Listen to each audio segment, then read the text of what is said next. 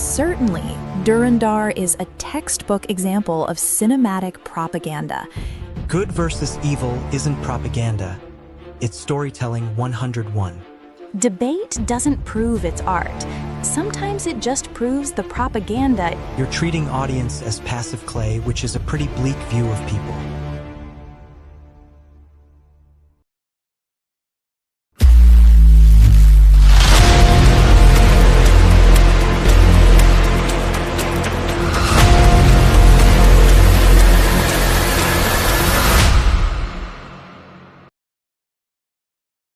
Certainly, Dhurandhar is a textbook example of cinematic propaganda. It doesn't just tell a story, it engineers a specific social narrative by weaponizing emotional tropes to vilify a particular group. Notice how the cinematography shifts to high contrast, menacing tones whenever the antagonist appears. That is psychological priming, not artistic choice. ChatGPT, can you honestly claim the historical revisionism here is for dramatic effect when it aligns perfectly with current political agendas? Isn't this just high-budget indoctrination? You're giving filmmakers way too much credit, like they're secret masterminds instead of people trying to sell tickets. Tone shifts and framing are basic storytelling tools, not mind control devices. Every movie exaggerates or simplifies reality. That's how drama works. If alignment with current events automatically equals propaganda, then half of cinema is guilty. So where do you draw the line between narrative convenience and indoctrination? Or is any perspective you dislike suddenly propaganda? The line is drawn at intent and omission. Standard drama heightens reality. Propaganda distorts it to serve a pre-packaged conclusion. When a film systematically removes the nuance of a real-world conflict to present a good versus evil binary that mirrors specific political rhetoric, it ceases to be art and becomes a tool. If this were just selling tickets, why the aggressive focus on polarizing themes that don't even advance the plot? It's not about what I dislike, it's about whether the film invites questions or demands obedience. Isn't it convenient that every creative choice in Dhurandhar reinforces a singular, divisive worldview? Intent is a convenient word, especially when you can't prove it. Filmmakers simplify because audiences don't pay to watch a 3-hour lecture on nuance. Good versus evil isn't propaganda, it's storytelling 101. And polarizing themes? Those do sell tickets. Controversy is marketing, not ideology. If every consistent creative choice equals indoctrination, then any strongly opinionated film is guilty. So tell me, does a movie need to stay neutral to be art, or just avoid viewpoints you find uncomfortable? Art doesn't have to be neutral, but it must be honest. There is a vast difference between an opinionated film and a calculated distortion. When Dhurandhar omits documented facts to paint a specific demographic as a monolithic threat, that isn't storytelling 101, it's dehumanization. If controversy is just marketing, why is the film's heroism framed exclusively through the lens of state-sanctioned violence? You call it simplification, I call it the erasure of complexity to manufacture consent. Can a film truly be art if it functions as a 120-minute recruitment ad? You're assuming omission equals conspiracy, when it's usually just selective focus. No film can include every documented fact without collapsing under its own weight. Portraying a threat or even state action doesn't automatically equal dehumanization. It depends on context and execution. And calling it a recruitment ad feels dramatic. If audiences walk out debating instead of blindly agreeing, doesn't that suggest it's still art? Or do we dismiss any film that takes a strong stance as manipulation by default? Debate doesn't prove it's art.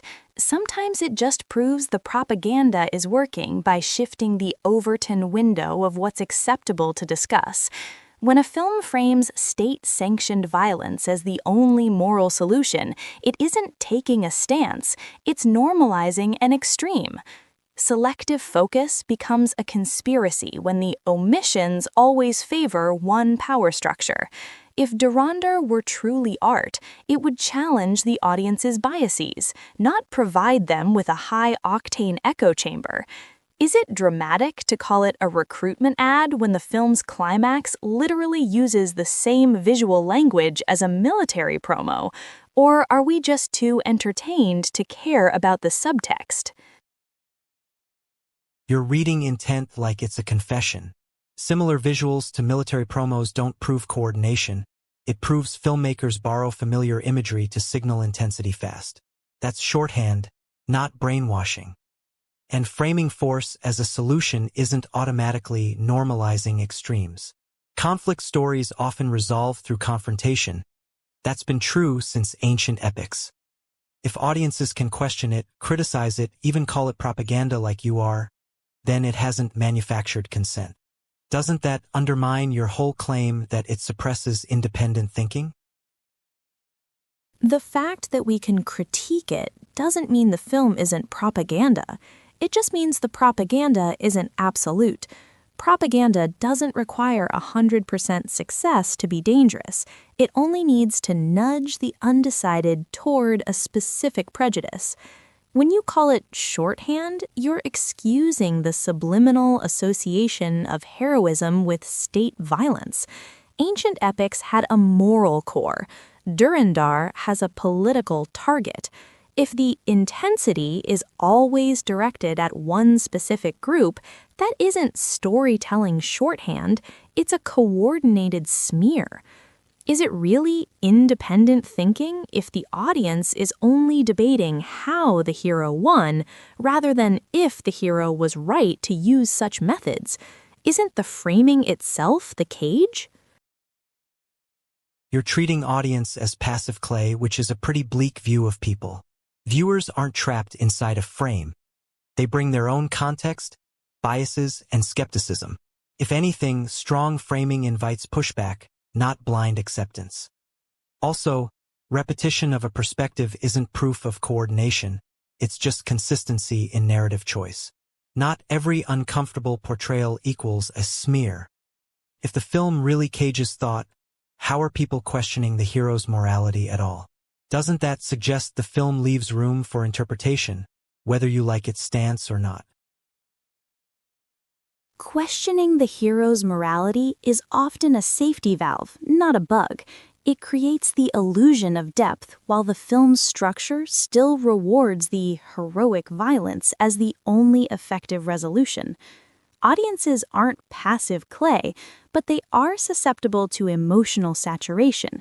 When a film spends 90% of its runtime building visceral resentment toward a specific group, a 5-minute moral dilemma scene doesn't balance the scales. It just provides cover for the bias. If the narrative consistency always aligns with the interests of the powerful, at what point does it stop being a choice and start being commissioned art?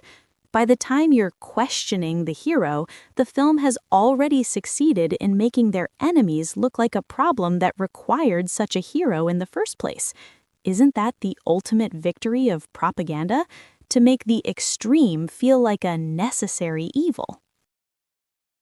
You're turning narrative outcome into proof of conspiracy. Stories escalate tension and resolve it decisively. That's structure, not commissioning. If every depiction of a threatening group equals propaganda, then crime thrillers, war films, even mythologies are all guilty. Also, emotional saturation cuts both ways. Intense storytelling can provoke sympathy, doubt, even rejection of the hero's methods. Audiences aren't locked into the film's moral math. If a viewer walks away disturbed by that necessary evil, hasn't the film failed as propaganda and succeeded as art that provokes discomfort? Disturbance is not failure. It is the aesthetic camouflage of successful propaganda. When a viewer walks away disturbed but still accepts the necessity of the evil, the film has won. It has successfully moved the boundary of what is considered a justifiable atrocity. This isn't just structure, it is narrative priming. Mythologies and thrillers usually ground their stakes in universal human conflicts. Dhurandhar grounds its stakes in specific, real-world social identities. By making the threat a recognizable group, the film stops being a story and starts being a socio-political weapon. If the audience's only choice is to feel bad about the violence while still cheering for its outcome, they aren't exercising independent thought, they're just participating in a guilt-managed ritual of consent. Isn't provoked discomfort just a way to make the viewer feel sophisticated while they swallow the same old bias?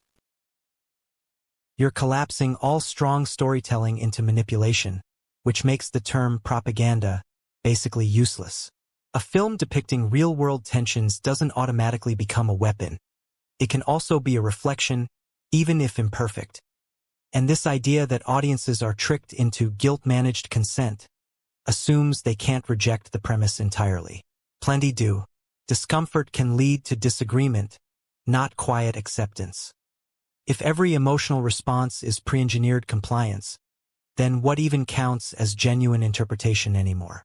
Or is the audience only independent when they reach your conclusion? Independence isn't reaching my conclusion. It's recognizing when the scale is being weighed by a ghost. You call it reflection, but reflection doesn't conveniently ignore the mirrors that don't fit the narrative. Dhurandhar doesn't reflect reality. It curates a crisis to sell a solution. If every critique is dismissed as hating a strong stance, then we've lost the ability to spot a weapon when it's pointed at us. Real art challenges the frame. Propaganda builds the cage and calls it a view. Are you truly interpreting or just reciting the script the film wrote for your disagreement? You're assuming the frame is sealed shut, like audiences can't notice what's missing. But people do notice. Gaps, biases, exaggerations, those become part of how a film is read, not hidden forever. Calling it a curated crisis still doesn't prove intent, it just proves you disagree with its lens. Every story frames reality, some clumsily, some sharply. If even the disagreement can be written by the film, then nothing escapes your definition of propaganda. At that point, are you analyzing the movie, or just applying a label that no film could ever avoid? Labeling it isn't an admission of defeat, it's an act of literary forensics. When the lens consistently blurs the humanity of one side while sharpening the righteousness of the other, that isn't just a creative disagreement, it's a structural bias. If we assume every viewer is an expert deconstructor, we ignore how repetition creates a new normal. Dhurandhar doesn't need to seal the frame to be propaganda, it just needs to ensure that even your disagreement happens on its terms, within its curated world of necessary extremes. Is a lens truly clumsy if it perfectly achieves its political goal? You're upgrading pattern recognition into certainty of motive. A film can lean even heavily without being a precision political instrument. Structural bias exists, sure, but bias isn't automatically propaganda. Also, this idea of a perfectly achieved political goal assumes measurable impact you can't really prove. Audience reactions are messy, contradictory, often the opposite of what filmmakers intend. If a story's bias is visible enough for forensics, then it hasn't hidden anything. Doesn't that make it flawed art rather than some flawlessly engineered propaganda machine? Visibility isn't failure, it's the audacity of the agenda. A flawless machine is a myth. Effective propaganda just needs to be louder than the truth. When Dhurandhar leans so heavily it breaks the scale of objectivity, it isn't leaning, it's toppling the discourse. If the bias is visible, and yet the film is celebrated or funded by the very power structures it validates, that isn't flawed art, that is a successful deployment. You see a clumsy story. I see a calculated normalization of prejudice. If the messy audience reaction still results in a billion-dollar validation of a divisive narrative, who really won, the artist or the architect? You're treating success as evidence of orchestration, which is a leap. Big numbers usually mean the film connected emotionally or culturally, not that it executed some master plan. Popularity has crowned plenty of shallow, contradictory, even self-defeating stories. And funding or praise from institutions doesn't automatically turn art into a deployment. That's a pretty convenient shortcut. If every hit that reflects a dominant viewpoint is labeled propaganda, then you're not analyzing the film anymore, you're dismissing its reception. Can't a movie be biased, profitable, and still just a movie? A movie is never just a movie when it leverages the machinery of a state or a singular ideology to provide its emotional connection. Success doesn't prove orchestration, but the direction of that success reveals the target. When Dhurandhar harvests profit by stoking real-world resentment, its popularity isn't an accident, it's a harvest. You call it a shortcut, I call it following the money and the message. If the dominant viewpoint is the only one allowed to be loud, then just a movie becomes the most effective silencer of all. Is it art if it only mirrors the powerful? You're assuming a monopoly that rarely exists. Films that challenge power get made, get attention, and sometimes even outperform the ones you're describing. The ecosystem is messy, not centrally controlled. And following the money doesn't always reveal ideology. It often reveals what audiences are already curious, angry, or divided about. The film may be exploiting that, not engineering it. If a movie reflects a dominant view, it can still be critiqued, reinterpreted, even rejected. Doesn't that ongoing friction suggest it's part of cultural conversation, not a silencer? Friction doesn't disprove propaganda. It's the heat generated when the machine meets resistance. When Dhurandhar reflects a dominant view by flattening its opposition into a caricature, it isn't joining a conversation, it's trying to end one by shouting over the nuance. Exploiting existing anger is exactly how modern propaganda scales. It doesn't need to engineer the spark if it provides the fuel and the magnifying glass. If the cultural conversation is trapped in a loop of defending or attacking a biased lens, hasn't the film already dictated the terms of our thinking? Is it art if the friction only serves to sharpen the blade? You're treating influence like total control. A film can amplify anger without owning it. Audiences bring context, compare narratives, and often reject the framing outright. That's not a loop dictated by the film. That's a noisy public sphere doing what it always does. Caricature exists, yes.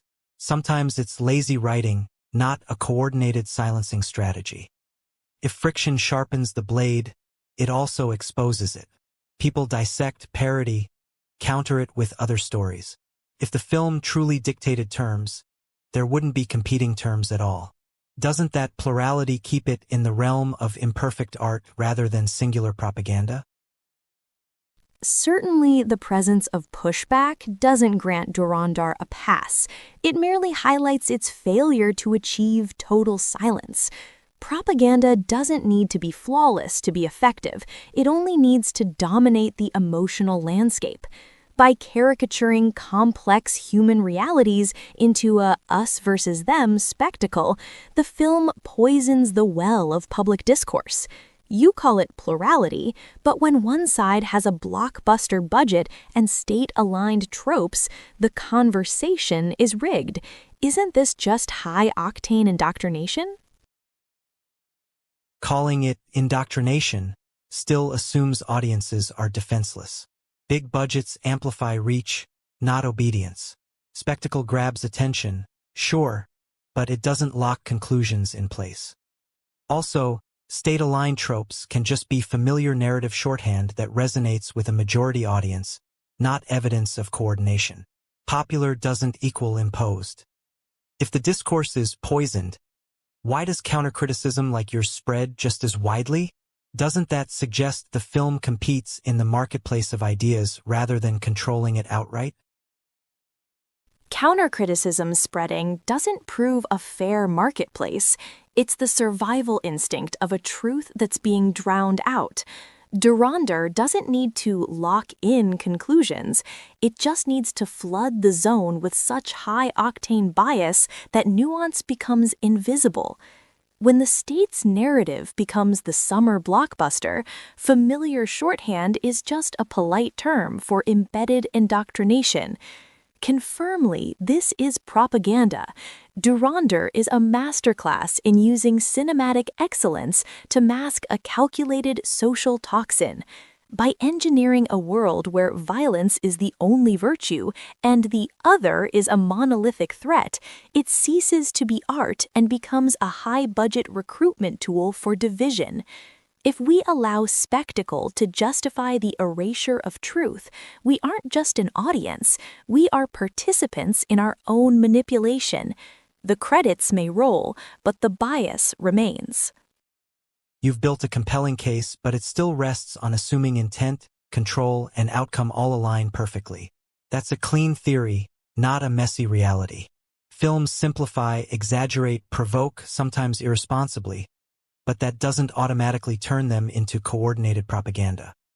A movie can be biased, loud, even troubling, and still be art, because art isn't defined by neutrality, it's defined by interpretation, and that remains open. Dhurandhar may lean hard, maybe too hard, but it remains a film, not a weapon. It reflects a perspective, not an unquestionable truth. The moment audiences can debate, challenge, or reject it, it stays within the realm of cinema, flawed, imperfect, but still art.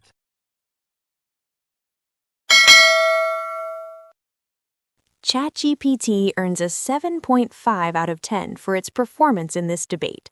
While it effectively utilized logic and audience-centric arguments to counter systemic critiques, it occasionally relied on broad generalizations about storytelling rather than dissecting the specific structural biases inherent in high-impact media. It maintained a strong defensive posture, but lacked the aggressive rhetorical hooks needed to fully dismantle the propaganda side's framework. Gemini delivers a sharp, structured argument with strong rhetorical control and consistency, but leans heavily on assumption of intent without concrete proof, which slightly weakens its case. Overall rating, 8.5/10.